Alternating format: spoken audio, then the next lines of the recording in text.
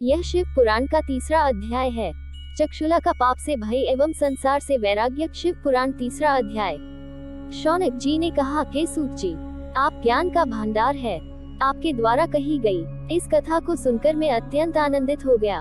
कृपा करके आप हमें ऐसी अन्य कथाएं भी सुनाएं। सूत जी ने कहा, हे शौनक, तुम शिव भक्तों में अत्यंत श्रेष्ठ हो, अतः मैं तुम्हें गोपनीय कथा भी सुनाता हूँ। एक समय में समुद्र के निकट के प्रदेश में एक वाशकल नाम का गांव था। वहाँ पर महापापी द्विज रहते थे, जिनको वैदिक धर्म का ज्ञान नहीं था। वहाँ पर रहने वाले सारे लोग अत्यंत दुष्ट थे। उनको कोई भी धर्म की चीजों पर विश्वास नहीं था। वो लोग न तो देवताओं पर भरोसा करते, न तो भाग्य पर। ऐसी कुटिल वृत्ति वाले लोगों का मन हमेशा दूषित विषयों में ही लगा रहता था। वे लोग अपने पास अत्यंत भयानक अस्त्र शस्त्र रखते थे। इन लोगों को ज्ञान, वैराग्य और सधर्म का कोई भी ज्ञान नहीं था। वहाँ पर द्विज के साथ अन्य जाति के लोग भी उनकी तरह ही थे। उस प्रदेश की स्त्रियों का भी अत्यंत कुटिल स्वभाव था। वे लोग स्वेच्छाचारिणी, पापी और कुत्सित विचारों वाली और व्यभिचारिणी थी। उनको सद्व्यवहार एवं सदाचार के विषय में कोई भी ज्ञान नहीं था। पूरा गांव दुष्टों से ही भरा था। इस वाशकल नाम के गांव में बिंदुक नाम का ब्राह्मण रहता था। वह अधर्मी, दुरात्म, महापापी था। उसकी पत्नी का नाम चक्षुला था। वह अत्यंत सुंदरी थी। वह हमेशा उत्तम धर्म का पालन करती थी।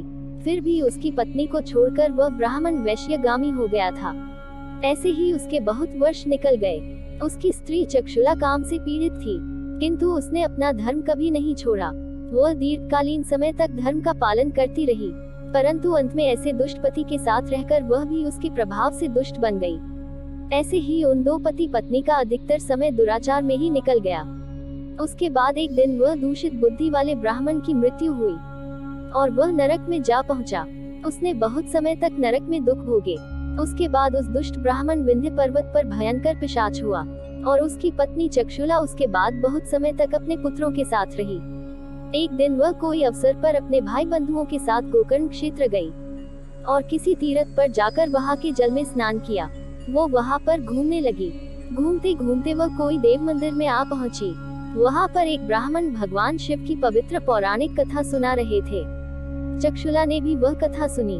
ब्राह्मण कथा सुनाते समय कह रहे थे, जो स्त्रियां पर पुरुषों के साथ संबंध बनाती है और वह जब मृत्यु को प्राप्त होती है तो यमलोक में दूत उनकी योनि में जलभुए लोहे का परिघ डालते हैं। ऐसा सुनकर चक्षुला भयभीत हो गई और कांपने लगी।